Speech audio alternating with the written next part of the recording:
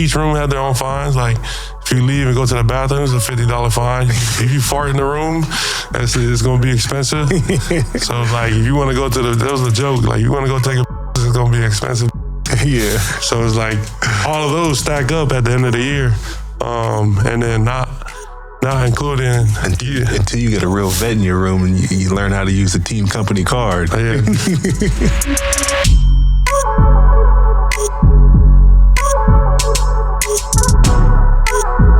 No Free Lunch is presented by T-Rowe Price.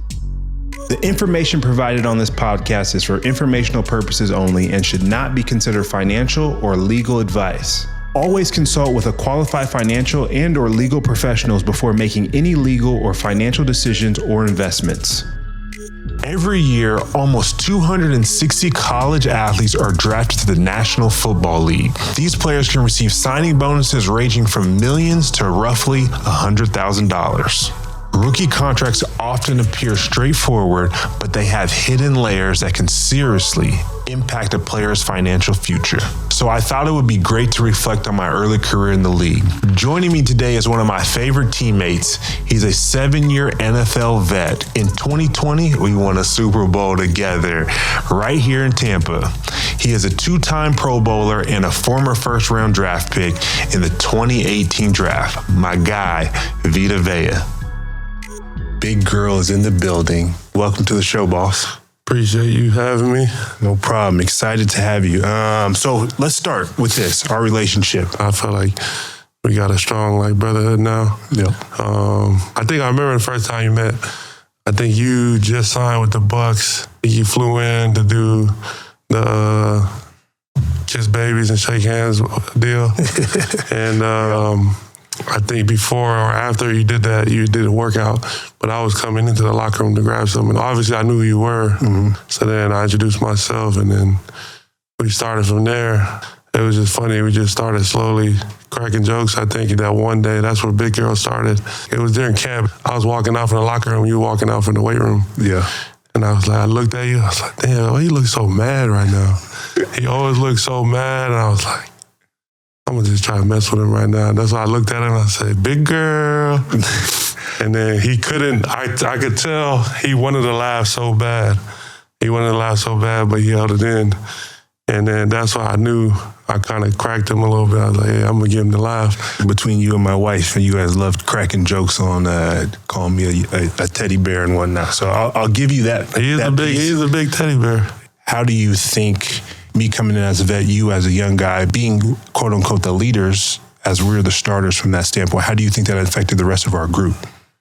There was, I think it was good and bad. I think more good than bad. I feel like the only bad was at the beginning because everybody, like the typical normal NFL roster when you sign somebody else in and they're like, damn, I thought I was going to start this year, that. Mm-hmm. But then that wasn't the case as we started to get rolling. I think you felt it. I think everybody else that was in that room that year or the years you were there could attest to it too, was saying that was the closest our D-line room was up until that point. What was your biggest purchase you made as a rookie? Especially with you being the 12th overall pick, you signed a 4-year contract on your rookie deal for $14 million, if I may share. What was a big purchase that you wanted to make and one that you actually did make? The biggest purchase I made that year was I bought my parents a house. Okay. I think that was the biggest thing. For me, it was funny. I think I went after I got drafted or after we had break. I flew out there to see it in person for the first time, and it was dope. It was just like, it was because some of my brother were sitting in there, and we were just looking at each other. Mm-hmm. And he was telling me, he was like, yeah. Sometimes I sit in the living room, and I just be. He was like, I think I'm at one of my friends' houses, and it was just a wholesome moment to be able to do for my parents was to buy them a home. Mm-hmm. And I think I had one more year left in college. I played 2 years in college and I was going to leave early because a lot of the guys that I came in with were leaving. So I was following suit and I was like, yeah, I'm going to leave too. And the reason being was when I went home after the season, It was just... and this was from college. You left college and went home. I went home just to visit. It was like a short break. Yeah. And just visiting my parents and just seeing how they were like living. Yeah. I was like, damn, I got to leave. I got to be able to support for them. But then... did you have a conversation with them? The reason why I'm asking is because I'm going to explain to you why I'm asking, but did you have a conversation with them leaving school early to get into the draft? I didn't, not really. I think it was more so, I think it was like, I think as men, you know, it's like we have that natural instinct of take care of the family. We want to be like the support for everybody. And I think that's what kicked in for me was, I think my upbringing was always like, my dad always told me, he was like, yeah, you know, look how hard your mom's working and this and that. You know, one day you'll be able to take care of her. Yeah. And you know what I'm saying? Like football was that avenue for me. By the time when I finally went back home and seen them, and I was like, damn, I had this opportunity to be able to, you know, help them out and financially. I was gonna leave, but I ended up getting talked into it to stay in for one more year. Head coach at Washington was like, we'll get you an insurance plan. Do you think that was the right decision for you? I think if I left that year, I would have left. You never know what could have happened. I think I was still young at the time and still really, really immature. Yeah. I think when I first came into the league, I was immature, but the year before, I think I was even worse. I was even worse. So the reason why I asked you that question, and it's funny because I went through a similar process myself. You may not know this, but I think we might have shared a little bit about this. But mine was in 2008, and I was in Nebraska. I think you probably were in elementary. What year? 2008. Yeah, middle school. He was in what? You was in 6th grade. In school, my freshman year. I was 8th grade. Yeah, okay. My freshman year high school was 2010.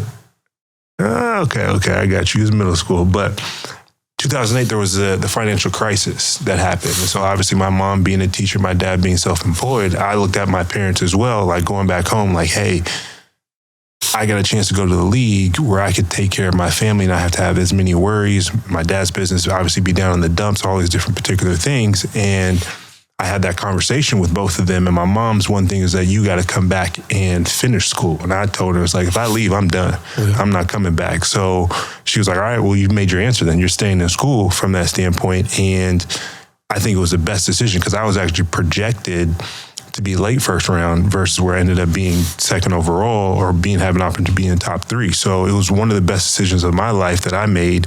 But it was at trials and tribulations where I had to figure out, all right, do I put my family first or do I continue to finish school out and then go back and then go from there? But I've always believed, and I'm curious if you have that same ethos of everything happens for a reason, of why something told you in your gut not to leave school, stick for another year, and then you ended up being in a great situation and coming into the league in a really and close to a lottery pick at the end of the day. I do believe in that too. Everything does happen for a reason. I think part of me didn't want to go. I think truthfully, I didn't think I was ready for it. Yeah.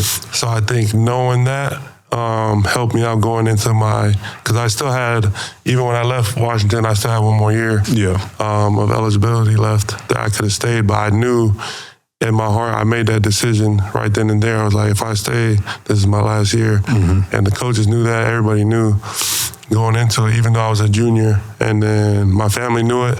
I think that's what helped me too, because my sister told me, she found out, she pulled me to the side, and was telling me, like, we'll be able to manage for one more year. Yeah. So then I think that's what helped me going in to be able to attack that last year.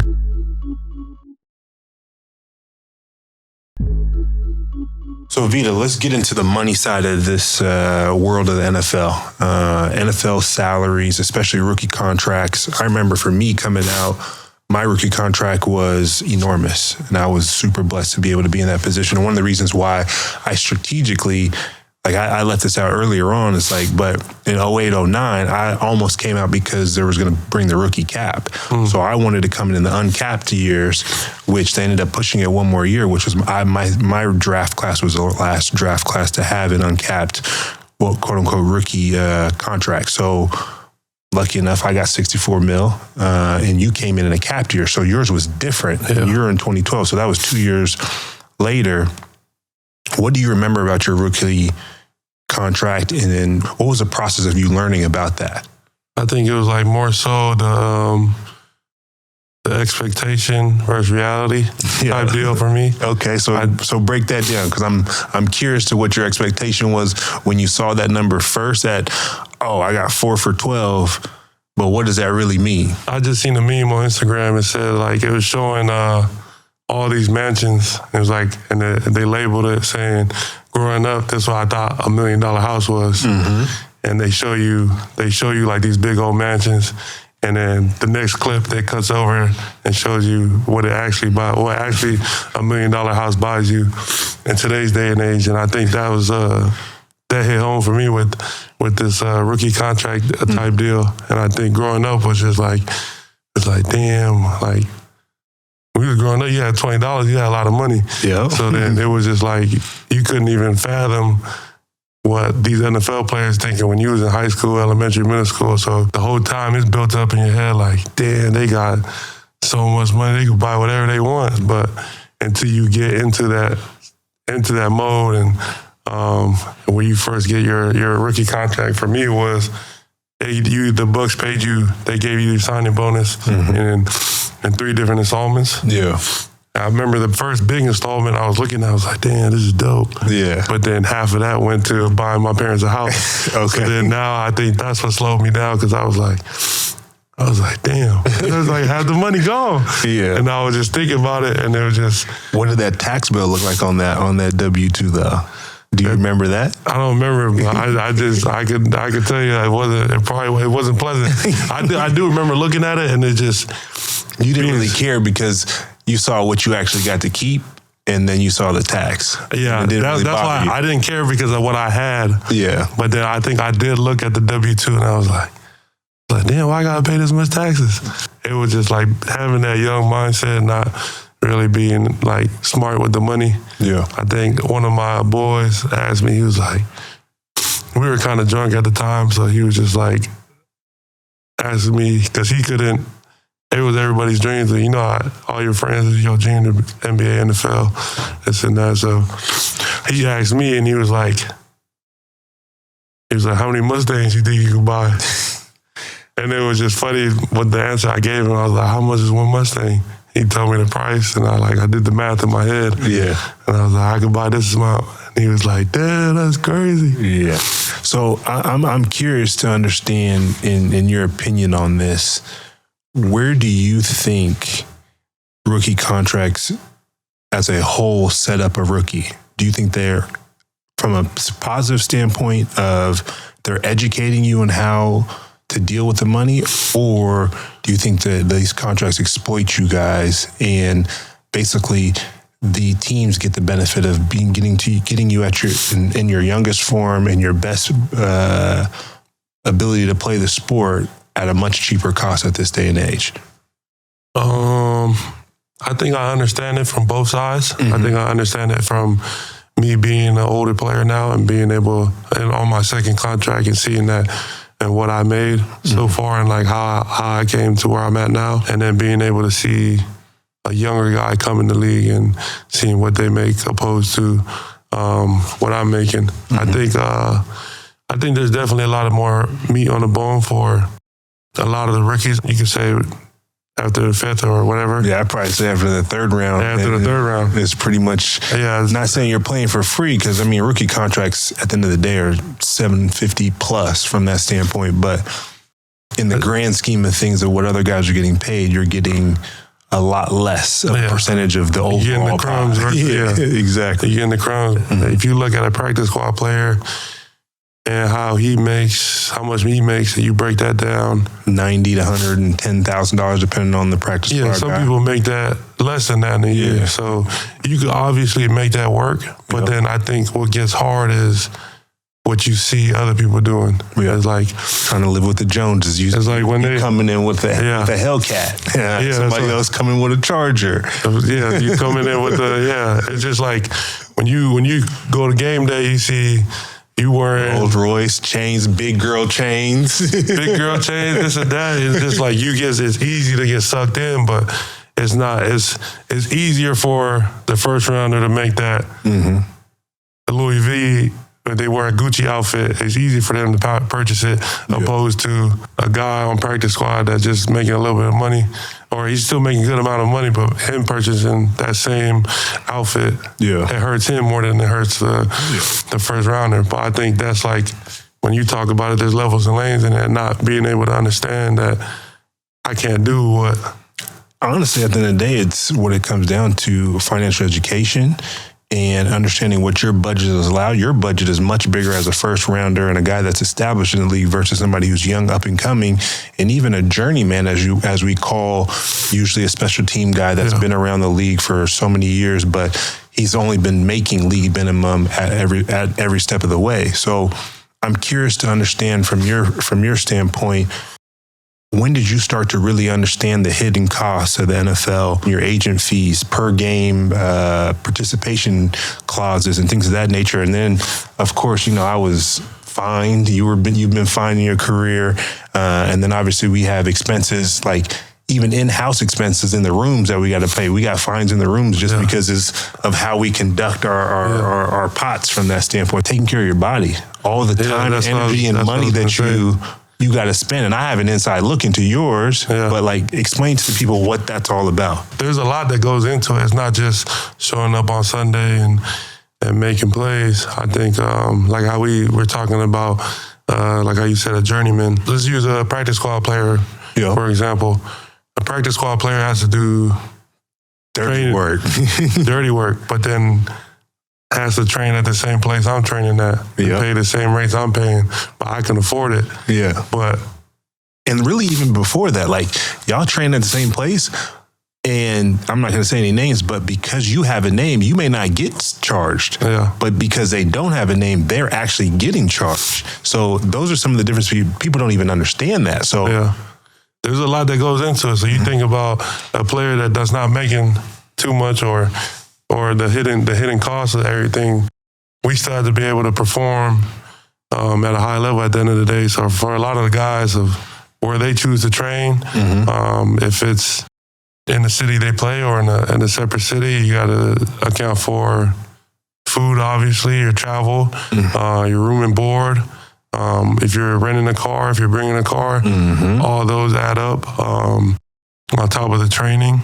Some guys have their own nutritionists that they work with, so that's a budget. Some guys have their own trainers. That is also a budget. You get to talking about your physical therapist, chiropractor, massage. All those seem so little in the moment when you look at it. It was like, oh, how much does this cost?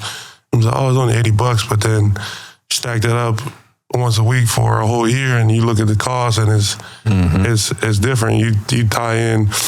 A lot of guys want to go travel the world, and they have the means to do it now, and you can't look at them wrong because we're about to, you have time off, so go do as you please, and as long as you're doing your work. But all those pieces, I think, add on. Like how you said, we still have to pay fines. If a rookie's in the room, he has to get the food for the room on the plane, the snacks for the room. There's like, we used to get fined. Like, each room had their own fines. Like, if you leave and go to the bathroom, it's a $50 fine. If you fart in the room, it's going to be expensive. So, like, if you want to go that was a joke. Like, you want to go take a it's going to be expensive. So it's like, all of those stack up at the end of the year.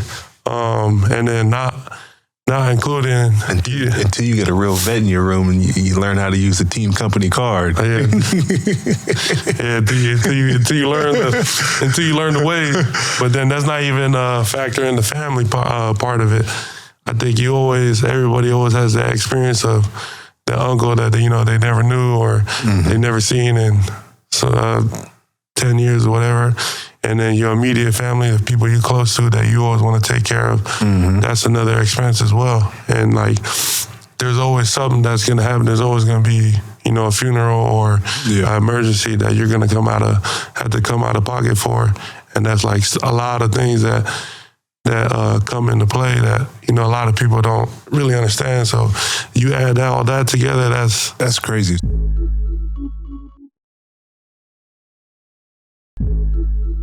Where you're at right now in your life, I know you're going into some special opportunities. You've already gotten your second deal, maybe getting a third one. How are you building yourself to become not only just rich and successful at this standpoint from sports, but becoming wealthy? And what are some of your practices of you doing that? Who have you put yourself around? What are some of the resources and things of that nature that have allowed you to say, hey, at the end of the day, when I'm done, I'll be perfectly fine and I can continue to help other people because I'm set? What really helped me was being around you. I think seeing the way you live and how frugal you've been, being who you are, and just being like in the room and meeting people that you put me in touch with, and the financial people you put me in touch with. I think that was a big key for me, especially now. I think you go back, take a step back to my rookie year, to how I am now. I think I wasn't really honed in on, looking at what my balance was. It was always like, it was the struggle of having a credit card. I'm going to just swipe. And then before you know it, I just had the budget meeting with our financial guy. And I told him it was just being able to stay under the budget. And he was like talking to me to, this is your budget, make sure you stay on it. And we figured out a game plan. And I told him it was more so like I knew I was spending too much, but like another part of me was telling me, nah, it's fine. I got it, yeah. But he was telling me what was true was it's hard to budget, especially when you're playing, because when you look at your bank account, you're spending all this money, but you still see the money going up. Yeah. But then when you break everything down in the grand scheme of things and you look down 10, 15 years from now, how is that going to look when the money's not coming in? Because you still want to spend that same amount of money that you've been spending. Yeah. If not more when you retire, because you got more time. Yeah. You got more energy to do different things. You ain't got to worry about football. You don't have to worry about those nuances. So let's talk a little bit more about this budget. I'm curious.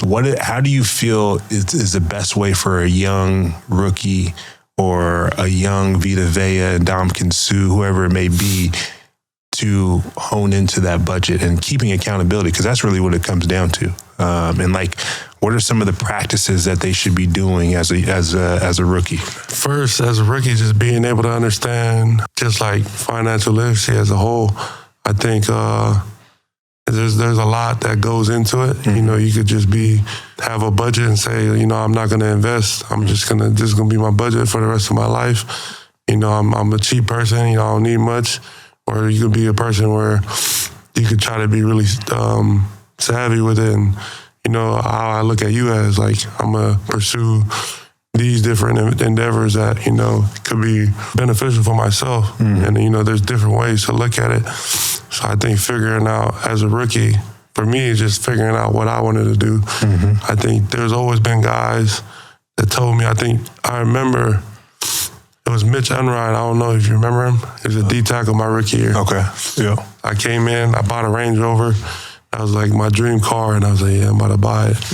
Right before the season started, I was always driving this rental car from Enterprise. So I was like, one day, it was just like random. I was driving down the street, seen the Range Rover dealership. Yeah. Pulled in, walking around.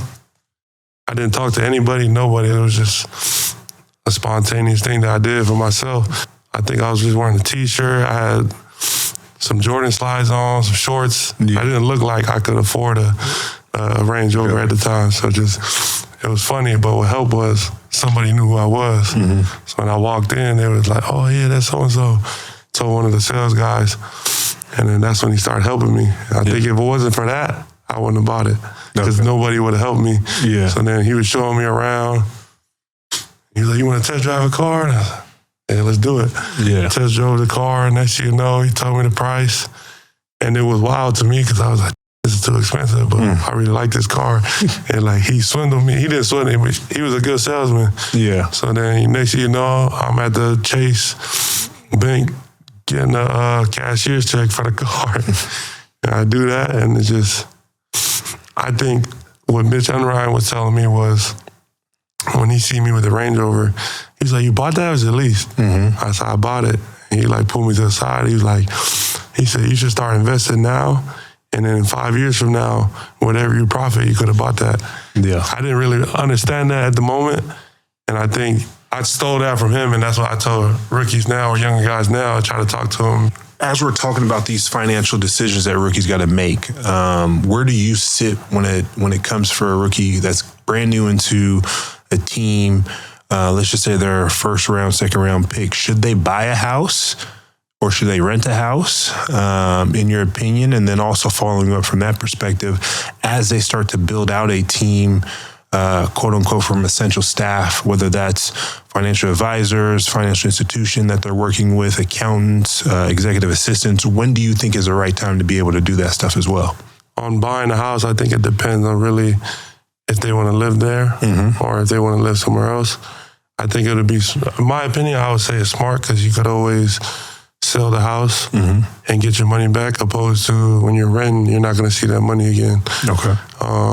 So that's how I view that's my viewpoint on it.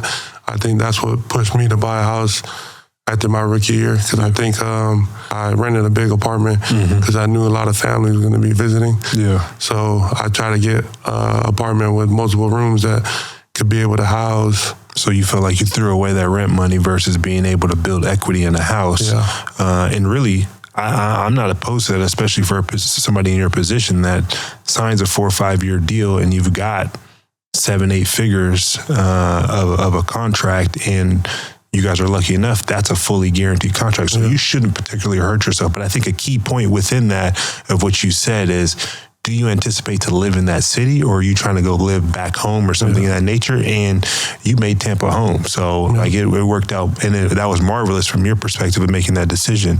So wrapping that one up, where do you see guys or gals being professional athletes needing to have accountants and financial institution advisors and lawyers being brought onto their on a staffing perspective, being people that are essential for them to have success?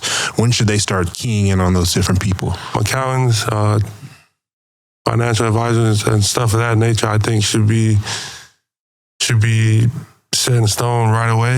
I think in my experience, I think me personally, I know what it brought for me, and I knew it was going to bring a budget. My younger days, and I knew that's not what I wanted. So I think I wanted to have that freedom of being able to do as I please without anybody telling me like, "Hey, you're spending a little bit too much." Yeah, it's like when I look at you, for example, and like how organized your life is, and just seeing how everything is like set up the way it is. I think it's like you could be comfortable. Like you can go to sleep good at night. I think how I am is not healthy, because I think I'm more so nonchalant, and like I was just shoot first, ask questions later. You need a little extra time to build into it. And obviously, yes, I'm a little wired of being anal, for lack of better words. Yeah. But it was still a learning process for me. Yeah. And I went through, let's say, 2 or 3 different financial advisors and got to my final institution where I sit now, where I'm comfortable. And I know, and it also took me time to, even before I started investing, I wanted to understand what I was getting into. So there's nothing wrong with that. Yeah. But let's dibble and dabble early on so we can find the right that's groups. what I was going to say. Because how long did it take you? To get to where I'm at right now and find the team that I'm with, it took me a solid, I'd say 4 years. And I was with some really top groups. Like one of my first financial advisors was the same financial advisor that did Phil Knight's money back home in Portland. I had another guy in Florida. I had money with, but I was just learning from, and it came from a friend of mine or a mentor of mine, but they weren't kind of the right fit, at least that group. And it wasn't until about my 3rd, 4th year, and then I switched everything when I signed my $100 million. I sat in a ton of cash. Yeah. So I missed out on that huge rally from 2010 to 2012, like how the market went up crazy. Yeah. And I missed all that because I sat in cash, but I didn't want to dive into something until I got comfortable to say, this is what I'm getting into. And I understand it enough to where I'm, okay, I can dibble dabble. Now hey man, this is the plan for over here. And then this is my private equity, my VC, other stuff. And then I've got my blow money in the middle. And then my wife's purse money that she always is on me about. That's why I was saying that it would be best for them to start as early as they can. I think I'm fortunate to have someone like you or a relationship that we have. And I'm able to, run stuff by you and figure things out or ask questions or get help from you. I think not a lot of guys are that fortunate to have relationships like that. But I think that's something that we as young guys need to, in older guys, vets or whatever, is be more open.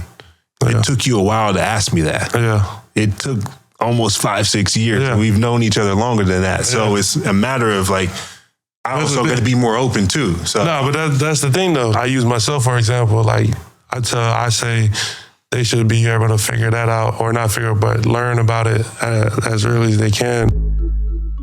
I've appreciated the conversation, to say the least, and you coming on No Free Lunch. If you were to leave the viewers and a young Vita Vea rookie coming in the league with any piece of advice, what would that piece of advice be? One thing I always say is just have fun.